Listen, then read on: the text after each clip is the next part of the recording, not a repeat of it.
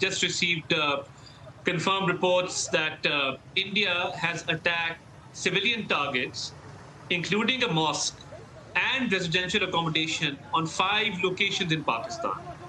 And as per the initial reports, there are casualties, including women and children. The detailed damage assessment is being done, and Pakistan has a right to respond. Pakistan will respond. As I've said before, we had an apprehension that India will attack. Pakistan has never struck first, but we have the right to self-defense. And the way civilians have been targeted, and I have pictures and images of women and children who are badly injured in hospital. So civilian localities, accommodations, and a mosque which has been attacked. There were no terrorist camps. I myself took foreign journalists and local journalists to an area near the line of control where India had alleged that there are terrorist camps. You see, we are the frontline state against terrorists. How can we... I'm just going to pick up on a couple of points, Mr. Attaullah Tarar. You said that you've already received images of women and children who have been injured. This attack took place roughly about an hour or so ago. Will you be taking international and local journalists to the sites? Because in the past, when Pakistan has made such claims, they haven't allowed any journalists... I'll stop you right there. I had planned to take them tomorrow morning. We had a plane ready. We had reached out to journalists. We had a confirmed itinerary, a confirmed plan to go to Bahawalpur tomorrow. And I was supposed to fly to Bahawalpur at 7 a.m. in the morning. And at around right after midnight, India has carried out these attacks. So we were going to Muridke, we were going to Bahawalpur, and we were taking 35 journalists with us, including foreign and local journalists. So I was just preparing for the visit tomorrow. As I had visited the LOC, we were going to Bahawalpur, and we had to visit this exact place. And the journalists were already ready for the journey. So I think this has been a very, very, I think, unfortunate step by India. We condemn it. We are responding.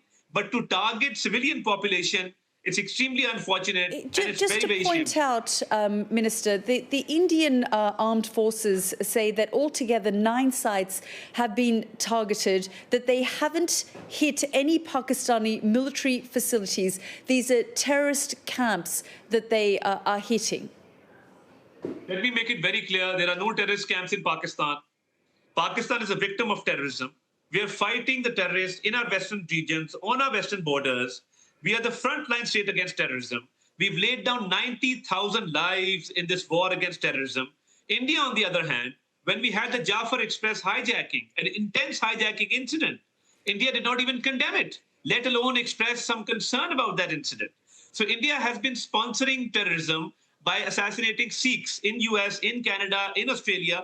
We captured a spy by the name of Kulbhushan Yadav, who's a commissioned naval officer. Can I just point out to you, on my program just a week ago, your Defence Minister, Khwaja Asif, admitted that Pakistan has for decades had a policy of funding, backing and using terrorist groups as proxies in the country. In fact, in 2018, President Donald Trump cut military aid to Pakistan because he accused Pakistan of playing a double game.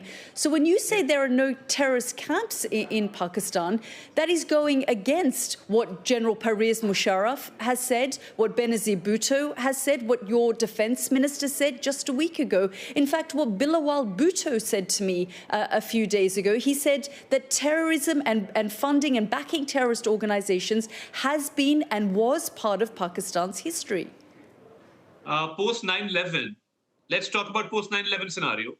And let me be very clear. Post 9/11, Pakistan was the frontline state, and we still are the frontline state in eliminating terrorism.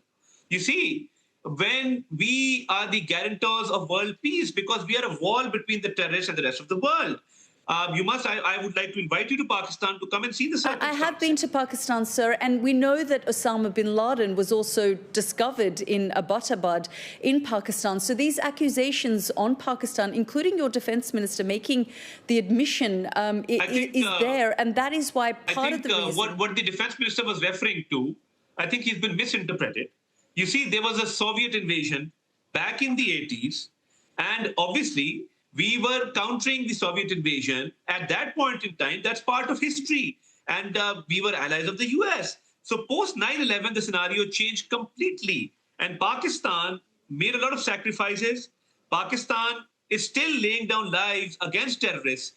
Even today in Balochistan, there was a terrorist attack. We lost 7 soldiers.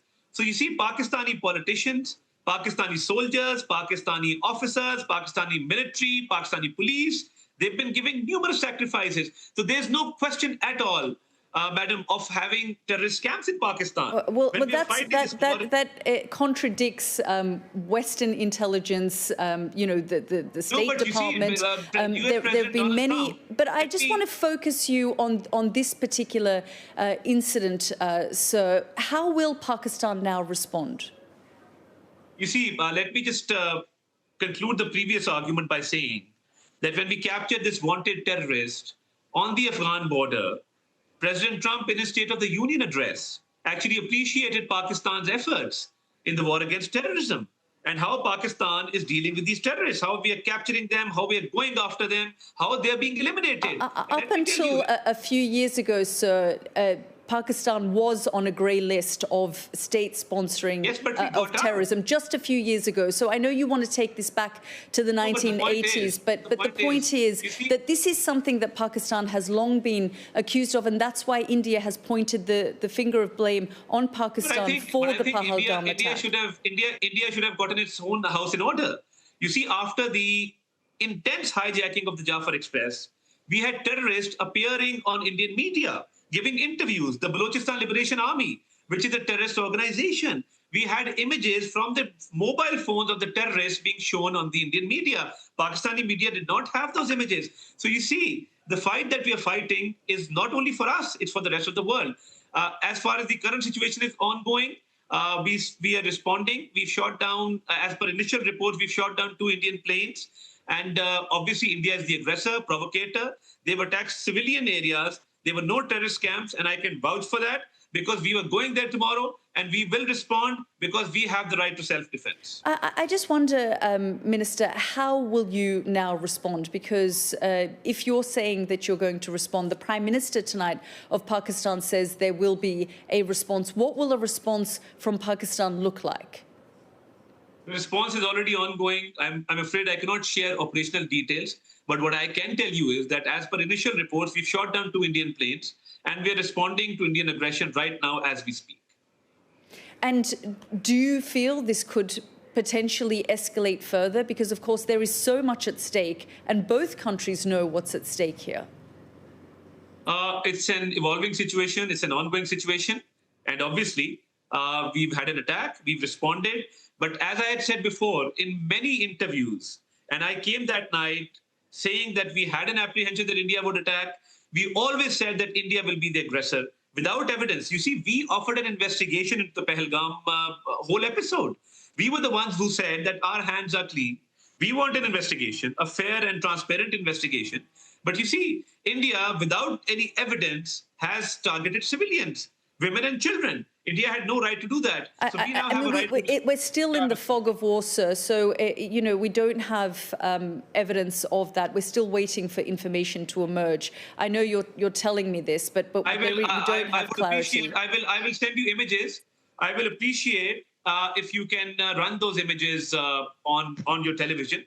Yes, once we've verified any images that come through, because, of course, we are still in the fog of war. There is still information coming through. I'm sure, it is the dead of these night. images are being received from hospitals in Bahawalpur. And as a Minister for Information, I occupy a seat of responsibility. I've taken an oath, and I will give you correct and verified information, which you can also verify from your independent sources. And can you understand, Minister, why India would point the finger of blame on Pakistan for what happened in Pahalgam on the 22nd of April, because of the long accusations against Pakistan for backing and funding and giving sanctuary to terrorist organizations, including Lashkar-e-Taiba. And this group, the Resistance Front, is believed to be a splinter group of Lashkar-e-Taiba, and they are the ones who claimed responsibility for what happened on the 22nd of April in Kashmir. You see, Pakistan is fighting this war against terrorism and no group has claimed any responsibility. And this area is a good 200 kilometers from the Pakistani line of control, this Pahalgam area. And you see, the FIR, the first information report by the Pahalgam police, was registered within 10 minutes of the incident. The police arrived after 1 hour 30 minutes. And when the victims were bleeding, I saw a video of one of the sisters of the victim saying that her brother was bleeding and nobody came for 1.5 hours. India has no evidence whatsoever to link Pakistan to this incident. But India has attacked civilians, women and children today without any justifiable cause. And because we have the right to self-defense, we will defend our country. We will respond because India ran away from the investigation. When our Prime Minister offered an investigation into the matter, then why run away? We even offered to the friendly countries like the United Kingdom to join in the investigation. We told the international community that an investigation will reveal the facts, but I think it's the right-wing BJP, which is against the Muslims, against the Sikhs, which has persecuted minorities, and they wanted a reason to attack Pakistan, and without any evidence, they have done so. But Pakistanis, we have a high morale, and we will respond back to Indian aggression, and the response is ongoing at this point in time. Well, the reason, like I said, that India has pointed the finger of blame because of your country's history and links with different terrorist organizations, which, as I said, in the last Trump administration, they cut military aid. Your country was on a grey list for a number of years, including just a few years ago. Osama bin Laden was discovered near a military base in Pakistan in quite an affluent area. US Navy SEAL Special Forces conducted that operation without telling Pakistan, who were their allies at the time, working with them in the war in Afghanistan, because they couldn't trust the Pakistani defense and intelligence and military establishment.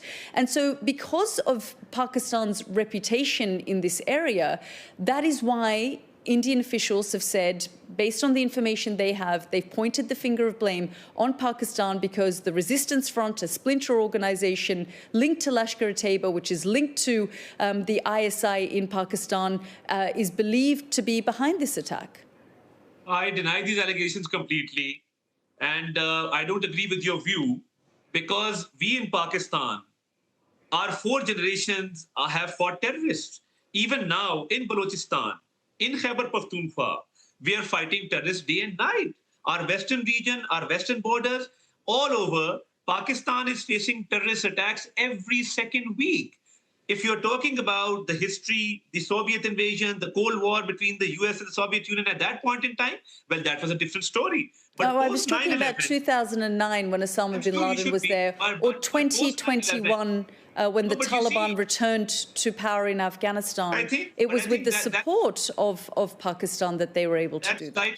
That's slightly unfair, because Osama bin Laden was not being harbored by the Pakistani authorities or the They were near a military base. I mean, you have very strong intelligence. No, that was very far away from the site where he was recovered. The point is that without Pakistani intelligence, right now, these ongoing operations, they would probably fail. And I think President Donald Trump has made himself very clear in the State of the Union address when he has thanked Pakistan for their efforts in the war against terrorism, for capturing wanted terrorists, and for the good fight that we are fighting, not only for ourselves, but for the whole world. So no other country has to its credit 90,000 lives. Politicians, military men, police, we've laid down 90,000 lives in this war on terror, and this war still continues. So I think India's allegations are ill-founded. They have no evidence. And when we offered an investigation into the matter, then India ran away from that investigation and resorted to these attacks. Mr. Tarar, I mean, the world is waiting to hear and see how Pakistan responds and whether this situation escalates further. India says justice has been served. They accuse you of being behind the Pahalgam attack, and they say they have responded. Do you believe now a line can be drawn in the sand? I think India will now face Pakistan's very fierce response, because we are never the aggressors. And regarding Pahalgam, as I said, the Indians are questioning their own government, that they have no evidence, they have no facts, and they ran away from the investigation, which Pakistan had offered. and they attacked our civilians. They attacked our mosque today. They attacked 5 localities. Pakistan will now respond and respond very, very effectively. Make no mistake, because our desire for peace should not be mistaken for our weakness. And what about India harboring terrorists, assassinating Sikhs in US, in Canada, in Australia? And when we captured their spy, Kulbhushan Yadav, we have numerous incidents where India is involved in targeting Pakistani localities, and they have been involved in terrorism, not only in Pakistan, but in many countries around the world. So I completely deny what you're saying. Minister, what do you expect from the international community? Do you expect President Trump to step in, intervene? Do you expect the UK government to try and de-escalate the situation? You see, absolutely, people will be concerned about the situation, and countries around the world have expressed their concern. But our diplomatic efforts, we've presented our case to all friendly countries. Our Prime Minister had a telephonic conversation a few days back with Marco Rubio. He spoke to the Iranian president. He spoke to the Malaysian president. He spoke to the UN Secretary General.